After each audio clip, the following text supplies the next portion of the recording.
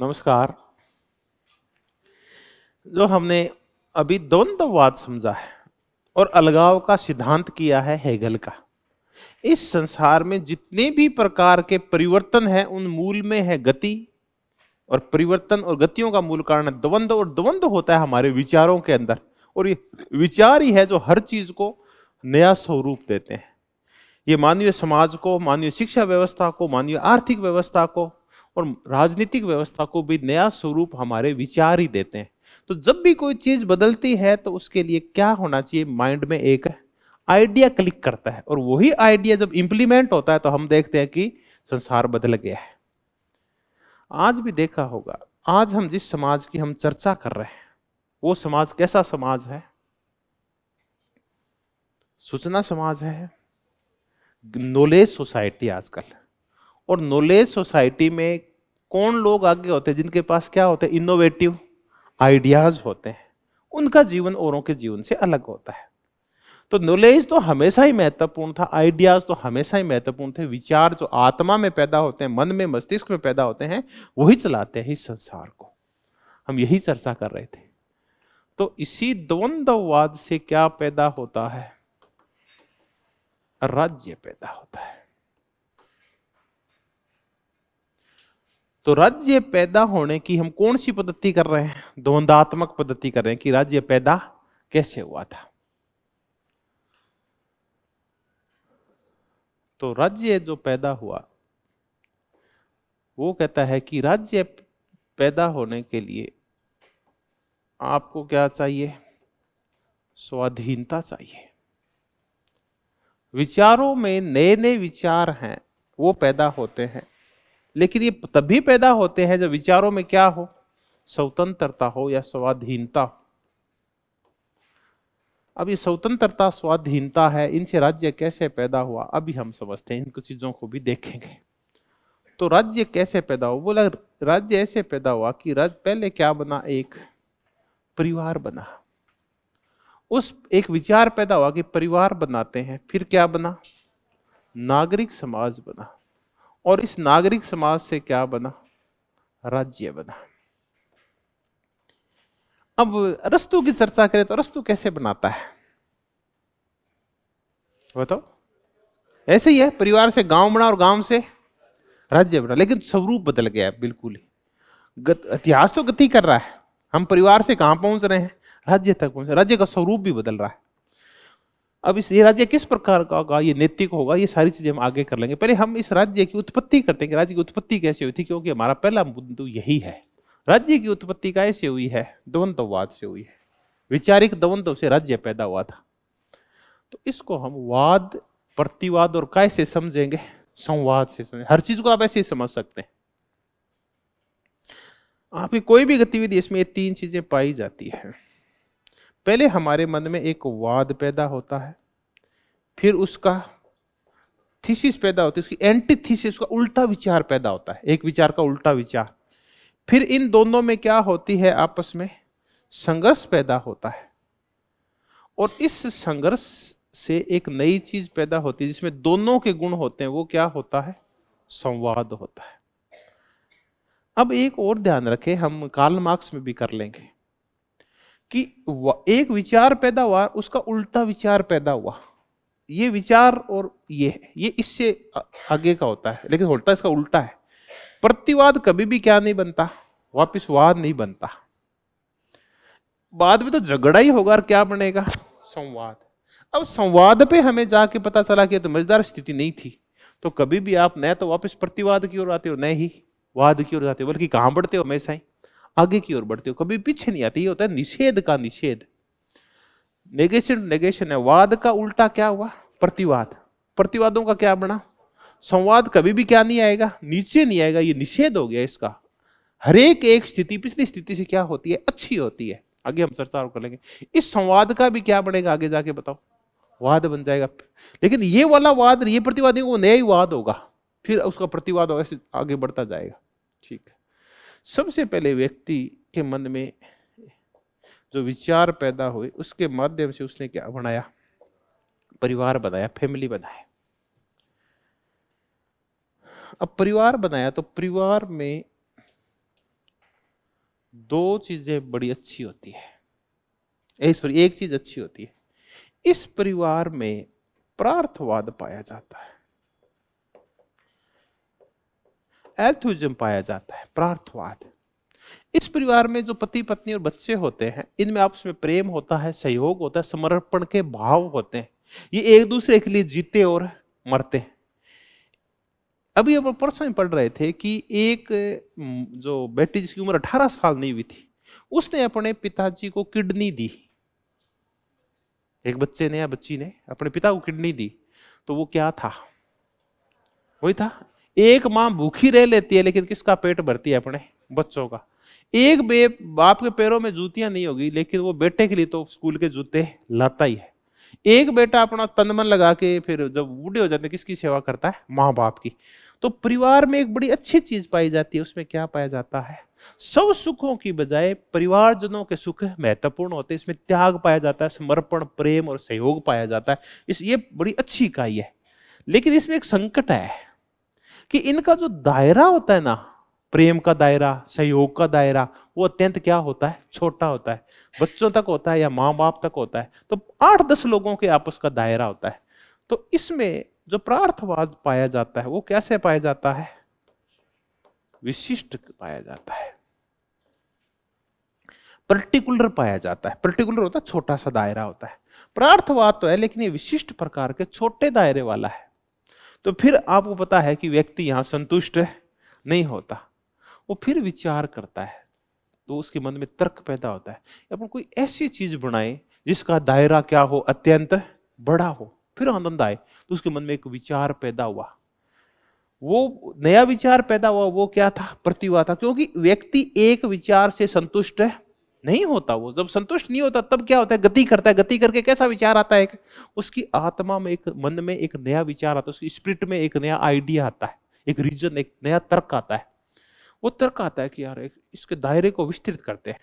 तो वो दायरे को क्या कर लेता है? विस्तृत कर लेता है। दायरा यूनिवर्सल हो जाता है, पर्टिकुलर से कैसा हो जाता है? विश्वजनीन हो जाता है। दायरा बड़ा हो जाता है, लेकिन उस दायरे में वो देखता है कि अब प्रेम नहीं है। वहां प्रार्थवाद की बजाय क्या आ जाता है? इगोइज्म आ जाता है, या क्या आ जाता है? स्वार्थवाद आ जाता है। और ऐसी एक जो संस्था पैदा होती है उसको वो क्या बोलता है? नागरिक समाज बोलता है। वो नागरिक समाज है। अब नागरिक समाज में एक बढ़िया चीज है, देखिए, इसका एंटी पैदा हुआ तो स्वाभाविक एंटी पैदा होगा, तो एक कोई बढ़िया चीज आएगी इसके अंदर, तभी तो एंटी होगा। अगर उसमें ही विशिष्ट प्रार्थवाद होगा तो फिर नई चीज की जरूरत ही नहीं है। इसका दायरा क्या हो गया है? विश्वजीत। अगर ये पूर्ण सत्य होता तो आगे बढ़ने की जरूरत ही नहीं थी। इसमें कमी क्या रह गई बताओ? इसका दायरा तो बड़ा हो गया लेकिन इसमें क्या है? स्वार्थ है। अब इन दोनों का झगड़ा हुआ, वाद का और प्रतिवाद का, तब क्या बना? एक संवाद बना। इसमें इन दोनों के अच्छे गुण मिलते हैं, अच्छे गुण मिलते हैं। वाद में अच्छा गुण क्या था? प्रार्थवाद। परिवार में अच्छा गुण प्रार्थवाद पाया जाता है, और नागरिक समाज में अच्छा गुण क्या पाया जाता है? विश्वजनीन। तब एक संवाद पैदा हुआ जिसको हम राज्य, या इसका नाम क्या है?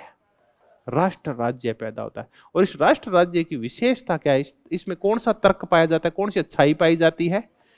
कि ये यूनिवर्सल है, विश्वजनीन है, दायरा बहुत ही बड़ा है, लेकिन उस दायरे में सारे लोग आपस में क्या करते हैं? प्रेम करते हैं। तो ये विश्वजनीन प्रार्थवाद या यूनिवर्सल एल्थुइज्म का क्षेत्र है, प्रार्थवाद का क्षेत्र है। ये राष्ट्र राज्य है। एक भारतीय के दूसरे भारतीय के साथ जो संबंध है वो लेन देन के, लाभ के संबंध है, या आत्मिक और भाईचारे के संबंध है, जिसमें प्रेम है, भाईचारा है, बंधुत्व है, त्याग है, लेकिन उसमें स्वार्थ है नहीं है। ये है बाजार। बाजार बड़ा तो बहुत होता है, इसमें लाभ और क्या चलती है? हानि चलती है। इसमें जितने भी संबंध होते हैं वो बुर्जुआ प्रकार के संबंध होते हैं, भी चर्चा कर लेंगे। इसमें स्वार्थ होता है। बाजार बड़ा बहुत होता है, बाजार वैश्विक बाजार है, लेकिन वैश्विक बाजार में संबंध कैसे होते हैं? आप गए और आइए सर, मजा आ गया, है, और कॉफी ला सर के लिए, और मैडम को दिखा, साड़ियां दिखा, दर्द दर्द है, मैडम साड़ियां देख रही है। अब क्या हुआ, एक दिन मेरे वाली मैडम भी पहुंच गई जूतों की दुकान के ऊपर। वो चाय पे चाय पिला रहा है, मैडम कॉफी पियोगे क्या, ये पियोगे क्या, वो सोचा आज तो कुछ बिक्री कर ही लेते हैं मैडम से। तो वो करती करती करती करती सारे उसने जूते को डब्बे खिला लिए। उसको कोई जूता पसंद है नहीं आया।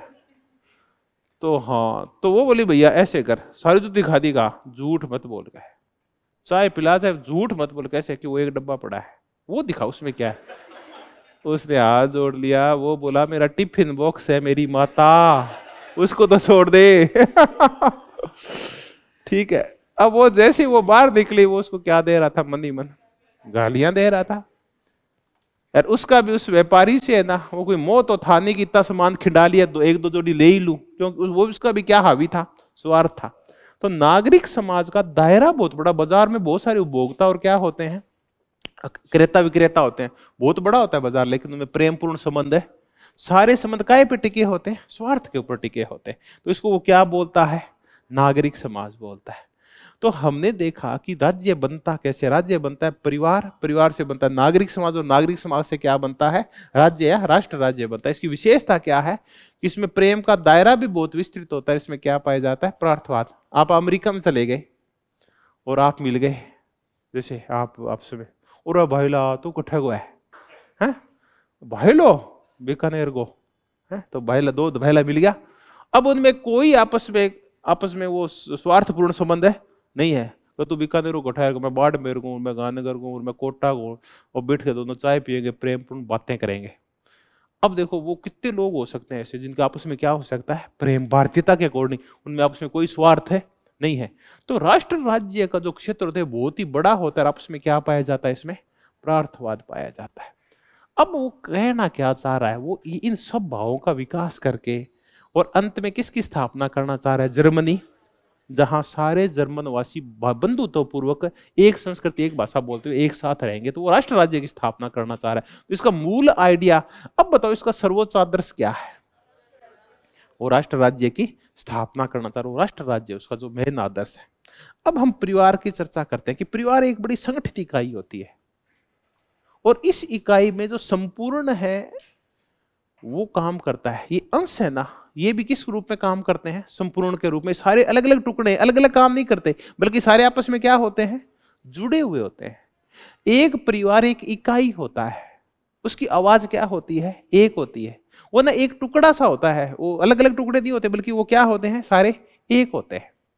तो वो है ना एक ऐसा संपूर्ण होता है जिसके बाकी क्या होते हैं, छोटे छोटे अंश होते हैं। ठीक है।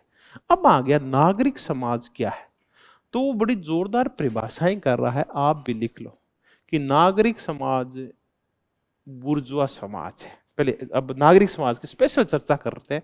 इसको बोलता है वो सिविल सोसाइटी। सिविल सोसाइटी, ये सिविल सोसाइटी क्या है, अब हम इस सिविल सोसाइटी की चर्चा करते हैं।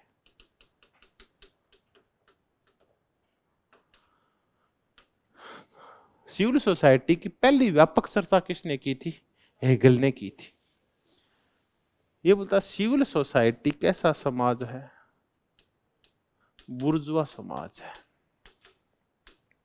बुर्जुआ समाज काय पे आधारित होता है, स्वार्थों के ऊपर आधारित होता है। ये कहता है ये जो मेरे से पहले हो चुके हैं, होब्स और लोक जैसे लोग, ये राजनीतिक समाज को क्या बोलते हैं, सिविल सोसाइटी। लोग तो खुद राज्य का नाम ही क्या कह देता है, सिविल सोसाइटी कह रहा है।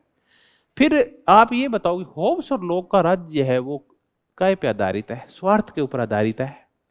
लेवियाथन के बनाने के पीछे स्वार्थ क्या है, आप बताओ, आत्मरक्षा। और सिविल सोसाइटी, लोक का राज्य बनाने के पीछे स्वार्थ क्या है, प्राकृतिक अधिकारों की रक्षा। वो बोला कि ये है स्वार्थ का क्षेत्र है। तो वो कहता है कि ये बाजार की तरह होता है, इसलिए वो कहता है ये आंतरिक समाज नहीं है, बल्कि ये कैसा समाज है, बाह्य समाज है। वाकई में बाह्य समाज ही है। राष्ट्र होता है ये हमारे कहाँ रहता है, मनोविज्ञान और आत्मा में रहता है। हिंदुत्व का भाव है, तिब्बत का जो भाव है, और ये यहूदीपने का जो भाव है, ये जमीन पे रहना जरूरी है, कहाँ रहता है, हमारे मस्तिष्क में अंदर रहता है। तो ये तो बाह्य समाज है जो दिखाई देता है, ये बुर्जुआ समाज है जो स्वार्थ के ऊपर टिका हुआ है। तब ये कहता है गलती कर रहे हैं कौन, होब्स और लोक, जो बुर्जुआ समाज को राज्य कह रहे हैं। राज्य अलग होता है और बुर्जुआ समाज क्या होता है, दरअसल सिविल सोसाइटी होता है जो स्वार्थ के ऊपर टिका होता है। तो होब्स लोक जैसे लोग कहाँ के रुक गए थे, नागरिक समाज तक, वो कहाँ नहीं पहुंच पाए थे, राष्ट्र राज्य तक पहुंच नहीं पाए थे, क्योंकि राष्ट्र राज्य में स्वार्थ नहीं होता। राज्य स्वार्थ के लिए बनाया गया। होब्स का राज्य आत्मरक्षा के स्वार्थ की पूर्ति के लिए बना है। इसलिए लोगों ने सामाजिक समझौता क्यों किया था, अपने फायदे के लिए।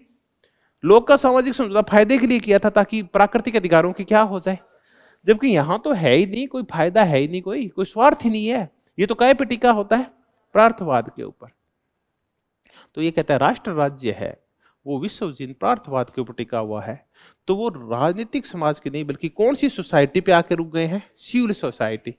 अभी कहते हैं दो प्रकार के समाज हैं, एक है सिविल सोसाइटी, एक है पॉलिटिकल सोसाइटी। तो कितने प्रकार के समाज हो गए, दो। ये राज्य को हम क्या बोलते हैं, राजनीतिक समाज है ये, और ये कैसा है, सिविल सोसाइटी। इन आप बताओ सिविल सोसाइटी और पॉलिटिकल सोसाइटी में अंतर क्या होता है। विश्वजनीन प्रार्थवाद होता है, सब में प्रेम होता है, बंधुत्व होता है, भाईचारा होता है, त्याग होता है, स्वार्थ नहीं होता। और इसमें क्या होता है, नागरिक समाज में इसमें स्वार्थ होता है। आप ऐसे समझे इसके भाव को कि जब लोग अपने स्वार्थों की वजह से एक होते हैं तो नागरिक समाज बनता है, और एक दूसरे से त्याग बलिदान और भाईचारे के आधार पर इकट्ठे होते हैं तब क्या बनता है, राजनीतिक समाज तब बनता है। ठीक है, अब हम जो इकट्ठे हुए थे शुरुआत में, बताओ जब हमें किसने इकट्ठा किया था, हमें इकट्ठा किया था सरदार वल्लभ भाई पटेल ने। तब हम नागरिक समाज में थे या पॉलिटिकल सोसाइटी में थे, ईगल के नजर में ना, हम हमारे स्वार्थों के लिए इकट्ठे हुए थे। हम एक रहेंगे तो वापकी देश हमें जीत नहीं पाएंगे, पाकिस्तान हमें से बाकी रियासतें छीन नहीं ले, इसलिए हम एक हुए थे। धीरे धीरे करते करते हम सब आपस में क्या महसूस करने लग गए हैं, हमारा सोच का दायरा क्या हो गया, अत्यंत ही विस्तृत हो गया। पहले हम ये सोचते थे कि हम मारवाड़ के हैं, मेवाड़ के हैं, हम फलाने। अब हम जैसे जैसे हम आगे बढ़ते जा रहे, हम कह रहे हैं हम तो भारतीय हैं, तो हमारी सोच का दायरा क्या हो रहा है, विस्तृत। हम अब स्वार्थी नहीं है, बल्कि भारत माता के लिए ये कर देंगे, वो कर देंगे। हम औरों के बारे में, हमारे देशवासियों के बारे में सोचने लगे। तो हम धीरे धीरे किसकी ओर बढ़ रहे हैं, राष्ट्र राज्य की ओर बढ़ रहे हैं। ठीक है, तो ये कहता है सिविल सोसाइटी एक बुर्जुआ समाज है। ये कैसा समाज है, बाह्य समाज। बुर्जुआ समाज वो होता है जो लाभ और हानि पे टिका, जो अपना फायदा देखता है, जो बाजार समाज की तरह होता है, बाजार की तरह होता है सिविल सोसाइटी, जहां स्वार्थ होता है एक दूसरे के साथ जुड़ने का। फिर ये कहता है ये जरूरतों की व्यवस्था है,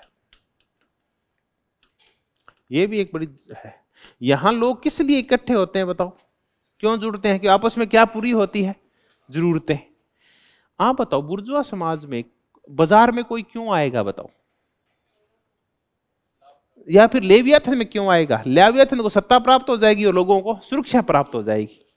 सरकार को 3 अधिकार प्राप्त हो जाएंगे लोग के, यहां कानून बनाने का, कानून लागू करने का और न्याय निर्णय का, और लोगों को उनके प्राकृतिक अधिकारों की क्या मिल जाएगी, सुरक्षा। तो लोग अपनी जरूरतों की व्यवस्था होता है जो सिविल सोसाइटी होता है। लोग अपनी जरूरतों के यानी अपने स्वार्थों की पूर्ति करने के लिए आते हैं। तो सिस्टम ऑफ नीड्स है, क्या चीज है, सिविल सोसाइटी। एक छोटी सी परिभाषा और होगी कि कौन है जो नागरिक समाज को जरूरतों की व्यवस्था कहता है, हेगल है। हेगल एक बात और बड़ी जोरदार बात, ये तो आया हुआ है कि ये सिविल सोसाइटी स्वनिश्चयन का दायरा है। सिविल सोसाइटी स्वनिश्चयन का दायरा है। सिविल सोसाइटी स्व साधना का दायरा है। ये स्वनिश्चयन और किसके बारे में सोचती है, इसमें आदमी खुद निश्चय करता है। किसके बारे में निश्चय करता है, खुद के बारे में सोचता है। तो कौन कहता है कि सिविल सोसाइटी स्वनिश्चयन और स्व साधना को प्रेरित करती है। स्वनिश्चय मतलब किसके निश्चय है, स्वयं के निश्चय। आप निर्णय करोगे तो किसके हित में करोगे, खुद के हित में करोगे, स्व हित में सोचने वाला। तो ये दरअसल सिविल सोसाइटी काय पे टिकी होती है, स्वार्थ और स्वहित के ऊपर टिकी होती है। राष्ट्र राज्य में कोई स्वहित नहीं होता, इसमें तो परहित होता है, सबका हित होता है, सारे लोग आपस में जुड़े होते हैं, वो राजनीतिक समाज होता है। अभी मैंने आपको ये बताया कि पहले परिवार बनता है, परिवार से नागरिक समाज, सिविल सोसाइटी बनती है, और सिविल सोसाइटी से क्या बनता है, राष्ट्र राज्य। पहले वाद, फिर प्रतिवाद और फिर संवाद। परिवार की विशेषता है कि इसमें पर्टिकुलरिस्टिक एल्थुइज्म पाया जाता है, विशिष्ट परार्थवाद पाया जाता है। नागरिक समाज में यूनिवर्सल इगोइज्म, दायरा बहुत विस्तृत है लेकिन है क्या उसके अंदर? स्वार्थवाद है। संवाद आया तो क्या पाया जाएगा? इसका दायरा भी बहुत बड़ा है और प्रेम भी आपस में बहुत ज्यादा है। तो जैसे मैं कहता हूं हम सब भारतीय हैं, तो हमारे मन में कौन सा तर्क पैदा होता है? परिवार का, नागरिक समाज का, राष्ट्र राज्य का? राष्ट्र राज्य का विचार पैदा होता है। ठीक, तो हमने देखा कि राष्ट्र राज्य की उत्पत्ति कौन सी पद्धति से हुई है? बताओ आप। द्वंद्वात्मक पद्धति से हुई है, वाद संवाद और प्रतिवाद के माध्यम से हुई है। अब हम कौन से सत्य तक पहुंच गए? आप बताओ। पूर्ण सत्य तक पहुंच गए। अब बात यह है कि एक जो संकट आता है, ये वाद प्रतिवाद संवाद, गतियां कब तक होती है? आप बताओ। बस अरस्तु भी यही कहता है, गतियां कब तक होगी? जब तक आप परिवार, गांव और कहां पहुंच गए? राज्य। राज्य सर्वोच्च नैतिक इकाई है, वहां आके और उससे आगे की जरूरत नहीं है। वो ऐसी इकाई है जहां आपकी सारी नैतिक सद्गुणों की पूर्ति हो जाएगी। और अगर आप इसमें नहीं रहते हैं तो आप या तो पशु है या फिर क्या है? देवता। इससे अच्छा कुछ नहीं हो सकता। तो ऐसे ही जैसे अरस्तु कह रहा है कि राज्य अच्छा होता है, जैसे प्लेटो कह रहा है कि राज्य में रह के ही आप सुखी हो सकते हैं, वैसे कहता है अंतिम चीज कौन सा है? राष्ट्र राज्य। यहीं आके आपकी सर्वोच्च आत्मा है, वो सर्वोच्च व्यापक स्तर की हो जाती है। आपकी आत्मा में पहले विचार पैदा हुआ खुद के बारे में, या पहले परिवार प्रेम पैदा हुआ लेकिन दायरा छोटा था, फिर दायरा बड़ा किया आपकी आत्मा ने, लेकिन उसमें फिर स्वार्थवाद घुस गया। फिर आपकी आत्मा इतनी व्यापक हो गई कि आप सबसे क्या करते हैं? प्रेम करते हैं। व्यापकता भी है और प्रेम भी है, तब क्या बन गया? एक राष्ट्र राज्य। तो आत्मा में नए नए विचार पैदा होते रहते हैं मन के अंदर, और फिर नई नई चीजें भी पैदा होती रहती, इतिहास आगे बढ़ता रहता है। हमने अभी देखी है क्या चीज? राज्य की उत्पत्ति कैसे होती है। क्वेश्चन क्या आ सकता है कि पहले तो आप बताओ, सीरीज बताओ, पहले कौन आया और बाद में कौन आया? तो परिवार, नागरिक समाज और फिर राष्ट्र राज्य, राज्य पैदा हुआ। ठीक है, कौन सा ऐसा विचारक है जो पहला विचारक जो सिविल सोसाइटी और पॉलिटिकल सोसाइटी में अंतर करता है? हेगल करता है। ग्रामसी जब हम पढ़ेंगे, अब आप मुद्दे समझ में आ गए। ग्रामसी एक ऐसा विचारक है जो आगे बहुत ही व्यापक वर्णन करता है सिविल सोसाइटी का और पॉलिटिकल सोसाइटी का। ये उसने विचार किससे लिए? हेगल से लिए। तो कई बार ये भी आ जाता है कि ग्रामसी ने जो नागरिक समाज और राजनीतिक समाज के विचार लिए वो किससे लिए हैं? हेगल से लिए। कौन कहता है कि सिविल सोसाइटी जरूरतों की व्यवस्था है, ये स्वनिश्चय और स्वसाधना का दायरा निश्चित करती है। ये स्वनिश्चय और स्वसाधना क्या होती है? किसकी साधना? स्वयं की साधना होती है। इसके अंदर इसमें स्वार्थ घुसा हुआ होता है, इसमें स्वहित होता है, निजी हित महत्वपूर्ण होते हैं इसके अंदर। और बताओ इसको कौन सा समाज बोलता है? ये बुर्जुआ समाज। ये जो बुर्जुआ शब्द हम पढ़ते हैं पूंजीपतियों के संदर्भ में, कि पूंजीपति सिर्फ किसका हित सोचता है? स्वयं का हित सोचता है। ये कार्ल मार्क्स ने शब्द किससे लिया है? हेगल से लिया। बुर्जुआ शब्द, पूंजीपति। यहां बुर्जुआ का तात्पर्य क्या है? एक ऐसा समाज जो किसके बारे में सोचता है? खुद के बारे में। और वहां बुर्जुआ का था पूंजीपति जो औरों का शोषण करता है। तो बुर्जुआ शब्द के अलग अलग अर्थ है। कार्ल मार्क्स के लिए इसका अर्थ अलग है और हेगल के लिए इसका अर्थ अलग है। अब हम और आगे बढ़ते हैं।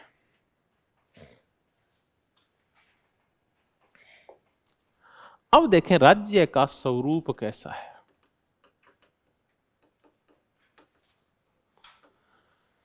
देखिए, ये कहता है कि अब आपकी आत्मा कौन से स्तर पे पहुंच गई है? व्यापक और पूर्ण स्तर के ऊपर पहुंच गई है। तो राज्य क्या है? तो छोटी छोटी इसके वो है लाइनें, उनका ध्यान रखना। राज्य वेलगिस्ट है, राज्य विश्वात्मा है। राज्य धरती पर ईश्वर का अवतरण है।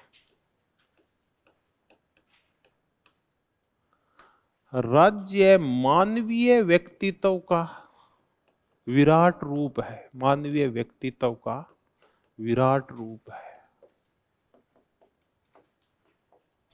राज्य मानवीय चरित्र की सर्वोच्चता है।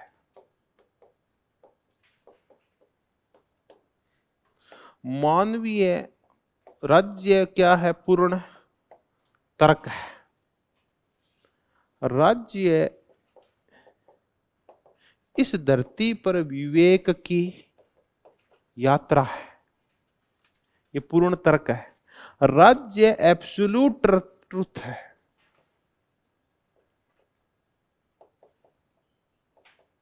एब्सोल्यूट ट्रुथ कौन सा गया? निरपेक्ष या सर्वोच्च सत्य कौन है? राज्य। अब आपकी आत्मा तर्क क्यों कर रही थी बताओ? कहां तक पहुंचने के लिए कर रही थी? राज्य तक पहुंचने के लिए। जैसे राज्य पे आप आगे तर्क क्या हो गए? रुक गए, क्योंकि आप कौन सी स्थिति पे पहुंच गए? एक सर्वोच्च स्थिति पे पहुंच गए। अब आपकी आत्मा का परमात्मा से मिलन हो गया, अब आगे जरूरत है नहीं। आपकी आत्मा को कहां तक दौड़ना था? मुक्ति तक दौड़ना था, यहां तक दौड़ गई है। तो राज्य विश्व आत्मा है, ये धरती पर ईश्वर का अवतरण है, मानवीय व्यक्तित्व का ये विराट रूप है, ये मानवीय चरित्र की सर्वोच्चता है। मानव का चरित्र परिवार में अलग होता है, नागरिक समाज में अलग होता है, उसके चरित्र व्यापक कब होता है? सद्गुणी कब होता है? सद्गुणों का सर्वोच्च रूप प्लेटो रस्तु कहां कहां आता है? राज्य के अंदर आता है। ये एक पूर्ण तर्क है। अब बताओ, ये जो हमने सारी चर्चाएं की है, ये भावुकतापूर्ण हमारे अंधविश्वास है या हमने इसको तर्क से साबित किया है? तो जब तर्क यात्रा करता है, एक तर्क आया परिवार का तर्क, फिर कौन सा तर्क आया? नागरिक समाज का तर्क हमारे मन में पैदा हुआ, और फिर कौन सा आइडिया आया? राष्ट्र राज्य का आइडिया आया। तो ये पूर्ण आदर्शवादी अवस्था कौन सी होती है? पूर्ण आदर्श क्या होता है बताओ? टोटल आइडिया, पूर्ण एब्सोल्यूट आइडिया क्या होता है? राष्ट्रीय राज्य एब्सोल्यूट आइडिया होता है। एब्सोल्यूट ट्रुथ कह दो, आप इसको एब्सोल्यूट आइडिया कह दो। ये है एब्सोल्यूट आइडिया। ये इस धरती पे विवेक की यात्रा है, ये मानवीय मन है जो व्यापक रूप में धरती पे उतर आया है। ये भगवान है जो कहां आया है? धरती के ऊपर आया है। अब हम कह सकते हैं कि अब बताओ, आदर्श हमारा कोई भी जो गतियां होती है, विचारों की गतियां होती है, तो प्रत्येक गति कहां तक बढ़ना चाहती है बताओ? अपने एक सर्वोच्च आदर्श तक बढ़ना चाहती है, अपने सर्वोच्च स्तर तक पहुंचना चाहती है। आप क्या बढ़ना चाहते हैं? हम अपना आदर्श प्राप्त करना चाहते हैं। कईयों का आदर्श है कि मैं गांधी बन जाऊं, कईयों का आदर्श मैं सलमान खान बन जाऊं, कईयों का आदर्श मैं कैटरीना कैफ बन जाऊं, कईयों का मैं वो इसका खिलाड़ी बन जाऊं, विराट कोहली बन जाऊं, ठीक है, कईयों का मैं अब्राहम लिंकन बन जाऊं। हम सबके क्या होते हैं? आदर्श होते हैं, और फिर उनकी प्राप्ति के लिए हम आगे बढ़ते हैं। तो हमारा जो सर्वोच्च आदर्श है वो क्या है? राष्ट्र राज्य का सदस्य बनना है। तो अब आपकी आत्मा पूर्ण कब होगी बताओ? जब आप किसके सदस्य बन जाएंगे? राष्ट्र राज्य। तो जर्मन लोगों को क्या बनाना चाहिए? राष्ट्र राज्य बनाना चाहिए, ठीक है। तो ये इसके रूप है। तो ये हमें आदर्श लगा कि इसका आदर्श है वो राष्ट्र राज्य, इसके ये नाम है उस आदर्श के, ऐसे ऐसे करके उसको परिभाषित करता है वो। फिर वो इस प्रकार हम देखें कि इसका राज्य है कैसा राज्य है? नैतिक राज्य है। अब ये नैतिक राज्य कौन सा होता है? देखिए, एक होता है सुरक्षात्मक राज्य, लोक के राज्य है, और होब्स के राज्य कैसे राज्य है? सुरक्षात्मक राज्य। उनका कार्य है व्यक्ति के जीवन की रक्षा करना और व्यक्ति के अधिकारों की रक्षा करना। एक होता है विकासात्मक राज्य, बताओ वो कौन सा होता है? जो व्यक्ति के ज्ञान का क्या करता है? विकास करता है, उसमें सद्प्रवृत्तियों का विकास करता है। इसका राज्य कैसा राज्य है? नैतिक राज्य है। एक होता है धार्मिक राज्य, वो कौन सा होता है? जो व्यक्ति को कौन से रास्ते पे चलाता है? धर्म के, जो धर्म रास्ते उस पे चलाता है। एक होता है नैतिक राज्य है, जो व्यक्ति को बताता है कि क्या गलत है और क्या सही है, और उसका गलत को रोक कर कौन से मार्ग पे पहुंचाता है? सही के मार्ग के ऊपर। तो ये राज्य है, ये कैसी इकाई होती है? नैतिक, जो व्यक्ति को अच्छा करती है, सद्गुणी करती है, और उसके सोच के दायरे को क्या कर देती है? अत्यंत व्यापक कर देती। क्या है सद्गुण? सद्गुण है सब लोगों से व्यापक हृदय से प्रेम करना, पूरे समुदाय के बारे में सोचना है, खुद के बारे में सोचना, पूरे समुदाय के बारे में सोचना। अब हमें लग रहा है कि इसका जो राज्य है ना, वो रूसो की थोड़ी बहुत किससे मिलता जुलता है? सामान्य इच्छा से, लेकिन इसका निर्माण अलग प्रकार से हुआ है, इसमें सोचना सबके बारे में पड़ता है आपको। तो इसका राज्य नैतिक राज्य है, इसका राज्य सावयवी राज्य है। सावयवी राज्य का तात्पर्य यह है कि ये ऑर्गेनिक स्टेट है, जिसमें व्यक्ति महत्वपूर्ण नहीं, बल्कि महत्वपूर्ण कौन है? राज्य है। आत्मा महत्वपूर्ण है, परमात्मा महत्वपूर्ण है? परमात्मा। तो डिसाइड कौन करेगा? आत्मा किसके कहने से चलेगी? परमात्मा। वो जो मार्ग परमात्मा दिखाएगा, आत्मा को वही करना पड़ेगा। सावयवी राज्य का मतलब है कि जो राज्य है वो शरीर है, वो, और व्यक्ति उसके क्या है? अंग है। तो ये शरीर जानता है, यानी कि जानता है कि इन अंगों का यूज क्या करना है और कैसे करना है। अंगों की खुद की कोई इच्छा नहीं होती। इच्छा किसकी होती है? शरीर की होती है। अंग तो उसकी इच्छा पूर्ति के क्या होते हैं? साधन होते हैं। शरीर की इच्छा होती है कि मैं ना कोई चीज खाऊं, तो हाथ उस खाने के लिए क्या करते हैं? गति करते हैं। तो अंग है ना, ये स्वतंत्र नहीं होते चलने के लिए, बल्कि वो उतना ही चलते हैं जितना शरीर उनसे कहता है।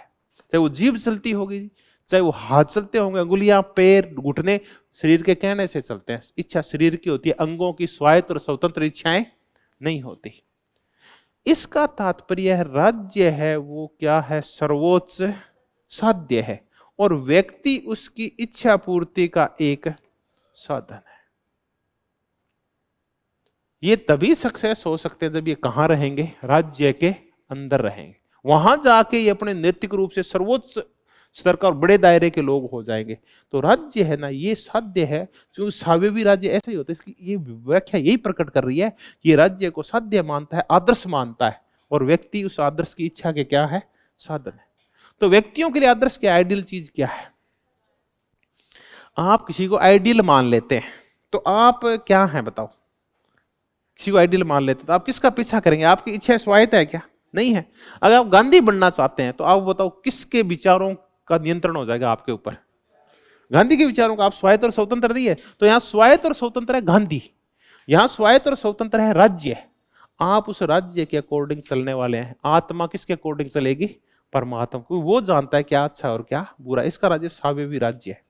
फिर देखें कि इसका राज्य कल्याणकारी राज्य नहीं है, जो नागरिकों का क्या करता हो?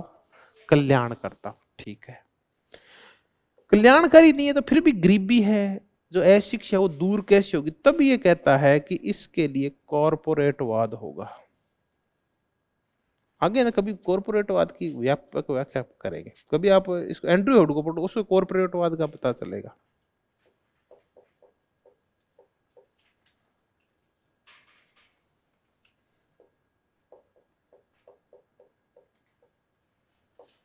ये कॉरपोरेटवाद क्या होता है, इसकी चर्चा करते हैं। एक होता है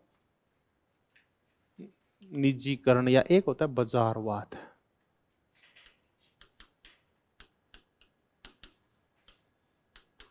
एक होता है राज्यवाद, या इसको आप क्या बोलो? समाजवाद या राज्यवाद बोल दो। यहां व्यक्ति के कल्याण का काम किसके पास है? बाजार के पास। वो बाजारवाद के, उदारवाद भी यही चलता है, उसमें निजीकरण होता है, पूंजीवाद होता है, ये होता है। दूसरा होता है समाजवाद या राज्यवाद। इसमें किसके पास होता है? व्यक्ति की भलाई कौन करता है? राज्य करता है। तीसरा एक और होता है कॉरपोरेटवाद है, जिसमें राज्य और बाजार मिलके किसका कल्याण करते हैं? हाँ, बाजार पे किसका नियंत्रण होता है? राज्य का, लेकिन पूर्ण नियंत्रण नहीं होता। जब राज्य और बाजार मिलके और जब व्यक्ति के कल्याण का कार्य करते हैं, तब हम क्या बोलते हैं? कॉरपोरेटवाद बोलते हैं। तो इसमें राज्य और बाजार दोनों की भूमिका होती है, तब हम कहते हैं ये कॉरपोरेटवाद है। तो यहां राज्य के पास नहीं है कल्याण का तात्पर्य। कल्याण कौन करेगा? राज्य करेगा। तो हमारे पास तीन प्रकार के राज्य हो गए, मैं लिख रहा हूं। एक होता है रात्रि प्रेरी राज्य, एक होता है कल्याणकारी राज्य, और एक होता है कॉरपोरेट राज्य। बताओ रात्रि प्रेरी राज्य क्या होता है? जो कल्याण करेगा ही नहीं, कल्याण ही नहीं करेगा वो कहता तुम जानो तुम्हारा काम है ना, बाजार है तुम्हारा, मांग है, पूर्ति है, तुम योग्य हो तो कल्याण हो जाएगा, वरना नहीं होगा। दूसरा होता है कल्याणकारी राज्य, यहां कल्याण का ठेका किसके पास होता है? राज्य को। तीसरा होता है कॉरपोरेटवाद। इसमें क्या होता है? ये दोनों का मिक्स को अपन क्या बोल देते हैं? कॉरपोरेटवाद। जहां पूंजीपति होते हैं, लेकिन वो किसके हित में काम करते हैं? सब हित में काम नहीं करते, बल्कि जनहित में काम करते हैं। वो है गिल्ड सोशलिज्म मत बोलो आप इसको, कॉर्पोरेट अलग ही पद्धति है। जापान में चलती है, जर्मनी में चलती है, और कुछ स्कैंडिनेवियन देशों में चलती है। आगे जब मैं आपको राज्य के स्वरूप बताऊंगा तो राज्य का कॉर्पोरेट स्वरूप बताऊंगा आपको, जिसमें मजदूर और पूंजीपति एक दूसरे को विरोधी नहीं समझते, बल्कि एक दूसरे को क्या समझते हैं? आपस में भाई और सहयोगी समझते हैं, और एक दूसरे के लिए काम करते हैं। यहां इन दोनों के हित आपस में जुड़े होते हैं, दोनों के दोनों राष्ट्र के बारे में सोचते हैं।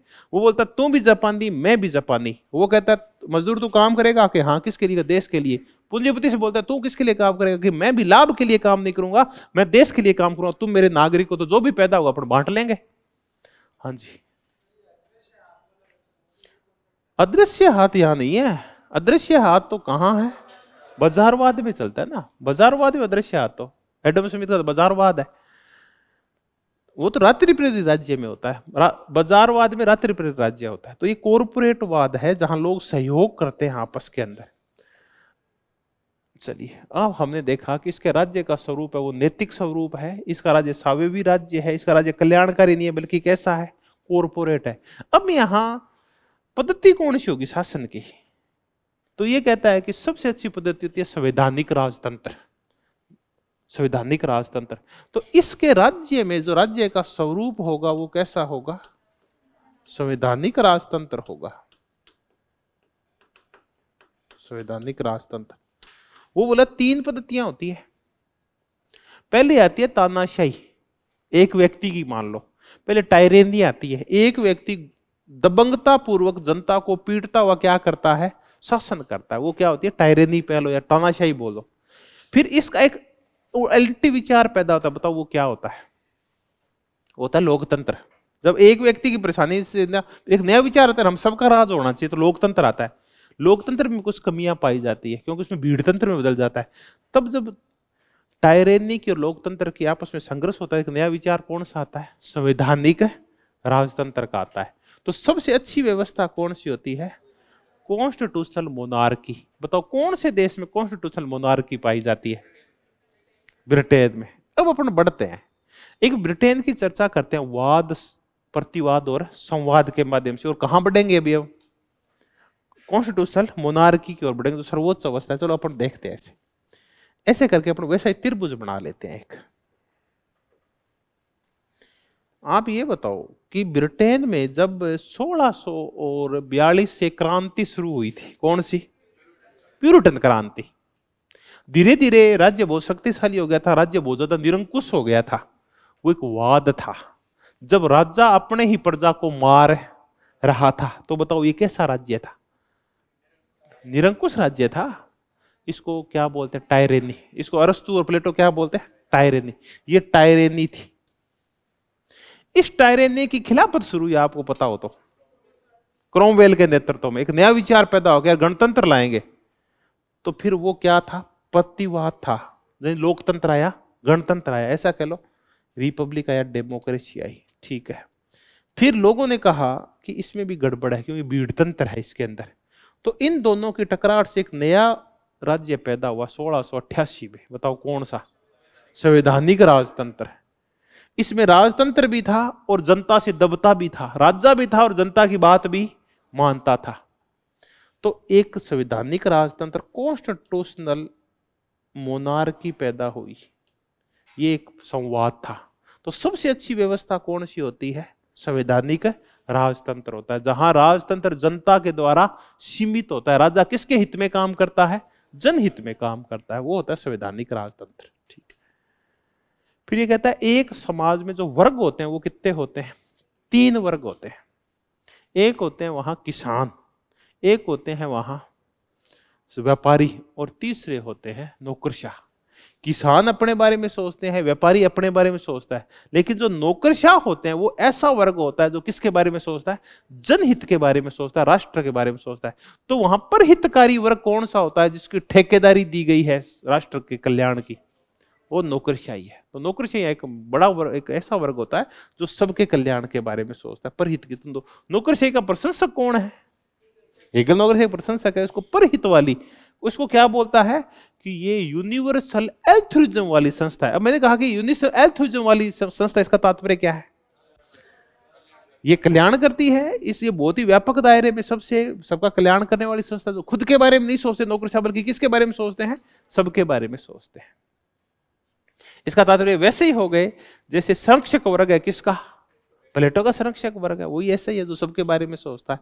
तो ये हमने किया राज्य का स्वरूप, किसके राज्य का स्वरूप कैसा है। तो हमने राज्य की उत्पत्ति भी देखी और राज्य का स्वरूप भी देखा। अब जो सबसे महत्वपूर्ण मुद्दा आता है वो ये है कि इस पे क्वेश्चन क्या आते हैं। क्वेश्चन आते हैं कि राज्य आगे कैसे बढ़ता है। हमने देखा वाद, प्रतिवाद और संवाद के माध्यम से। ये वाद संवाद प्रतिवाद कौन सी पद्धति है? द्वंद्वात्मक पद्धति है। इसमें पहले परिवार बनता है, फिर नागरिक समाज और फिर राज्य। कौन सा वाद है, कौन सा प्रतिवाद और कौन सा संवाद है, ये पता करना पड़ेगा।